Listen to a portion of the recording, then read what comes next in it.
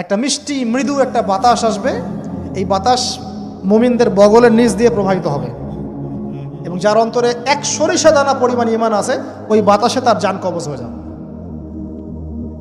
বাকি থাকবে সব এই যে গরু ছাগল হাঁস মুরগির মতো মানুষ, গবাদি পশু, আল্লাহ বলার মতো মানুষ নাই, রাস্তা মোড়ে মোড়ে জেনা করবে। এটা আরো অনেক পরের কথা, অনেক পরের কথা। আমরা ওই যুগ দেখতেও চাই না, বাঁচতেও চাই না ওই যুগে, তাই না ভাই? আল্লাহ পাক বলছেন এরপরে, আল্লাহ রাসূল সাল্লাল্লাহু আলাইহি ওয়াসাল্লাম বলছেন এরপরে একদিন সকালে হঠাৎ করে দেখবে কেনা বেচা করতে করতে, কথা বলতে বলতে, পানি পান করতে করতে, খাবার খেতে খেতে এই যে পশ্চিম দিক থেকে সূর্য উঠে গেছে। তার মানে কি ওই দিন কিয়ামত হয়ে যাবে, এবং এটা এত ফাস্ট হবে, এত দ্রুত হবে। আল্লাহ রাসূল সাল্লাল্লাহু আলাইহি ওয়াসাল্লাম বলেছেন যে কেউ বাসায় ফিরে যাবে, আহাল পরিবারের সাথে একটা দেখা করবে, এই সুযোগ পাবে না। একদম ইনস্ট্যান্ট ডেট। একটা বজ্রনীনাদ, প্রচণ্ড মানে শব্দ, এটাতে বিকট একটা শব্দে পুরো মহাবিশ্ব তোলপাড় সৃষ্টি হয়ে যাবে, একদম শেষ।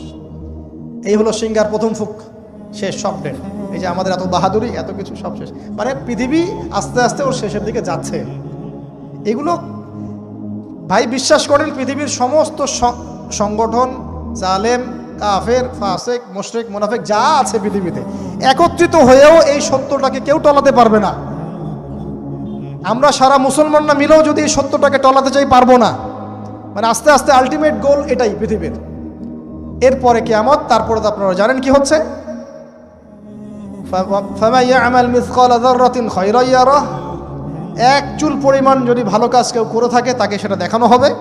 ওয়া মান ইয়ামাল মিসকালা যাররাতিন শাররান ইয়ারাহ, এক চুল পরিমাণ খারাপ কাজ আমরা কেউ করে থাকলে দেখানো হবে।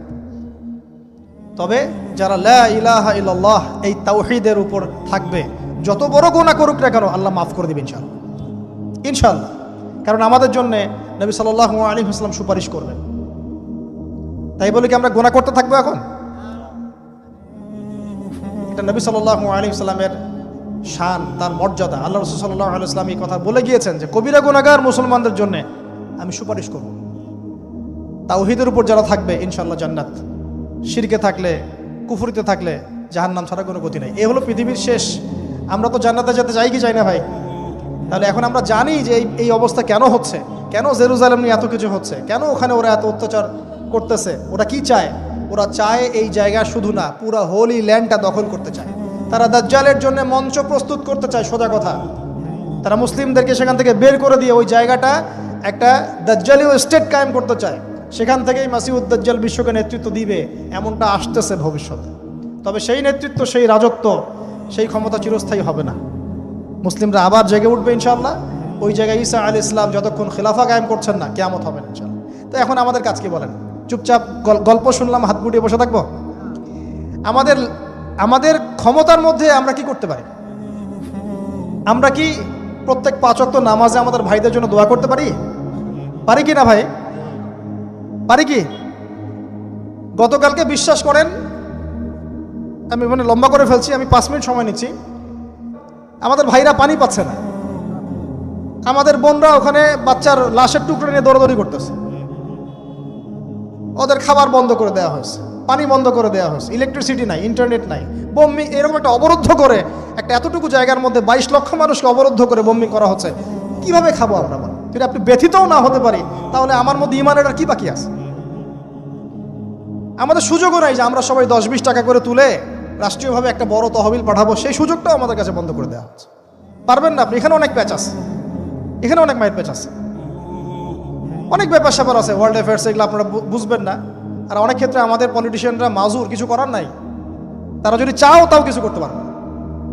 এইভাবে আপনাদের হাত পা আমাদের বেঁধে ফেলা হয়েছে চতুর্দিক থেকে। তো আমরা তো দোয়া করতে পারি কমপক্ষে, নাকি? প্রত্যেক ফরজ নামাজে দোয়াটা করতে পারি তো। কুনুতে নাজেলা পড়বেন, কুনুতে নাজেলা মানে জালেমের উপর বদদোয়া, এটা পড়বেন শেষ রাত্রে। ইনশাআল্লাহ আল্লাহ পাকের কাছে দোয়া করলে আল্লাহই ফয়সালা করবে ইনশাআল্লাহ। আমরা দোয়া করব আমাদের মুসলিম ভাই বোনদেরকে আল্লাহ হেফাজত করুন, তাদেরকে আল্লাহ পাক যেন খাবারের ব্যবস্থা করে দেন, পানির ব্যবস্থা করে দেন, তাদের জানমাল সম্মান যেন আল্লাহ হেফাজত করেন। আল্লাহ পাক তাদেরকে জালেমের হাত থেকে যেন হেফাজত করেন। আমরা সব ধরনের জুলুমের বিরুদ্ধে। অন্যায়ভাবে কোনো অমুসলিমকে হত্যা করা জায়েজ আছে? নাই। এখানে অনেক প্রশ্ন তোলেন, আমার একটা প্রশ্নের উত্তর দেন। 1917-18 সালে এসে ওরা যখন আমাদের ভূমিগুলো দখল করা শুরু করলো, দখল করে আমাদেরকে উচ্ছেদ করা শুরু করলো, ওই সময় থেকেই কি তারা যুদ্ধের সূচনা করে নাই? বলেন তো, যুদ্ধটা কি এখন শুরু হয়েছে? 100 বছর থেকে চলতেছে এটা। এটা তো এমন নয়। আমরা যখন আক্রমণের শিকার হয়েছিলাম 71-এ, আমাদের বাপদাদারা গেরিলা ওয়ার করে নাই? করেছিল না? তখন কি তারা সন্ত্রাসী ছিল? আমরা যদি তখন হাত পা গুড়িয়ে বসে থাকতাম, তখন তো পাকিস্তানিরা আরও চেপে ধরতো, আমাদেরকে পুরো জায়গায় দখল করে ফেলতো, তাই করতো না?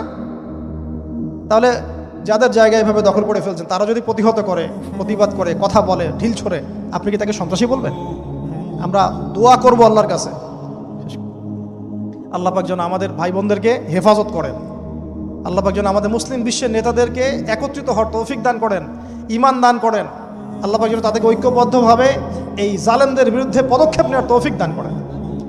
আমরা দোয়া করব, আমরা কুনুতে নাজেলা পড়ব, প্রয়োজনে আপনি ওদের পণ্যগুলো ঘৃণা ভরে বয়কট করে দিবেন। এগুলো দিয়ে ব্যবসা করে বুলেট কিনে, সেই বুলেট আমার ভাইয়ের বুকে চালায়, কিনলাম না প্রোডাক্ট, কি হচ্ছে? আমাদের দেশীয় প্রোডাক্ট নাই, কি করতে পারি? এর বেশি কিছু করার নাই। আমি তো বললাম এখানে বড় বড় লেকচার দিয়ে কোনো লাভ নাই, আমি আসলে কিছুই করতে পারবো, শুধু আপনাদেরকে জানালাম আসলে কি হচ্ছে, কেন হচ্ছে, ইতিহাসটা কি, সামনে কি হতে পারে। আল্লাহ পাক পাঠাবেন আসমান থেকে ওই মাসিহকে, যে মাসিহকে তারা চিনতে পারে নাই। আর ওরা যাকে মাসিহ মনে করছে, তাহলে এই মাসিহটা কে? এ মিথ্যা মাসিহ, মাসিহুদ দাজ্জাল। কথা বুঝতে পারছেন? তাহলে সবচেয়ে বড় প্রতারণার শিকার কারা হচ্ছে? এই ইহুদিরাই। এই বিশ্বের সবচেয়ে বড় প্রতারণার শিকার তারাই হচ্ছে। মাসিহুদ দাজ্জাল ওদেরকেই প্রতারণা করছে, বুঝতে পারেননি কথা?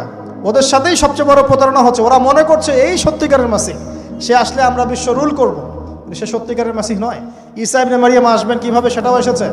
দুইজন ফেরেশতার কাঁধে ভর দিয়ে তিনি নামবেন শাম, অর্থাৎ সিরিয়ার দামেস্ক শহরের মধ্যে। কোন শহর? দামেস্ক। এই জায়গাগুলো খুব বরকতময়।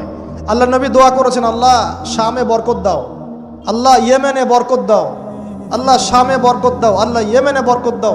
আর মুসলমানরা বলছিল, আল্লাহ রসুল আমাদের নাজদেও বরকত দিতে বলেন, আমাদের নাজদেও বরকত দিতে বলেন। আল্লাহ নবী বলছেন যে নাজদে বরকত না, বরং ওখান থেকে ভূমিকম্প বের হবে, ওখান থেকে শয়তানের শিং বের হবে। চিন্তা করে, ওই যে বললাম নাজদিরা তুর্কিদের বিরুদ্ধে যুদ্ধ করেছিল, অটোম্যান এম্পায়ারের বিরুদ্ধে যুদ্ধ করেছে ব্রিটেনের সাথে হাত মিলিয়ে। ওরাই এখন সারা বিশ্বে, বাংলাদেশে এদের লেসপেন্সার আছে বহুত, বাংলাদেশে এদের বহুত লেসপেন্সার আছে। তারা বলে, ওই যে দেখবেন যে যখনই আমরা এগুলো নিয়ে আপনাদেরকে সচেতন করতে চাই, মানে এরা তো খারাজি হয়ে গেছে, উগ্র হয়ে গেছে, এই হয়ে গেছে, সেই হয়ে গেছে, এভাবে করে গভর্নমেন্ট প্রশাসন সবার কাছে আমাদেরকে বিতর্কিত করার চেষ্টা করে। অথচ আমরা কি কারো শত্রু? আমরা কি এই আলোচনাগুলো করে ওয়ার্ল্ডের প্রেক্ষাপট বদলাতে পারবো? পারবো না, কিন্তু আমাদের প্রজন্মকে আমরা জানাতে তো পারবো, যাতে তারা আত্মবিশ্বাসী হয়ে গড়ে ওঠে যে আমরা এই নতজানু মনোভাব নিয়ে পৃথিবী থেকে যাবো না ইনশাআল্লাহ, আমরা পৃথিবী থেকে মাথা উঁচু করেই যাবো ইনশাআল্লাহ।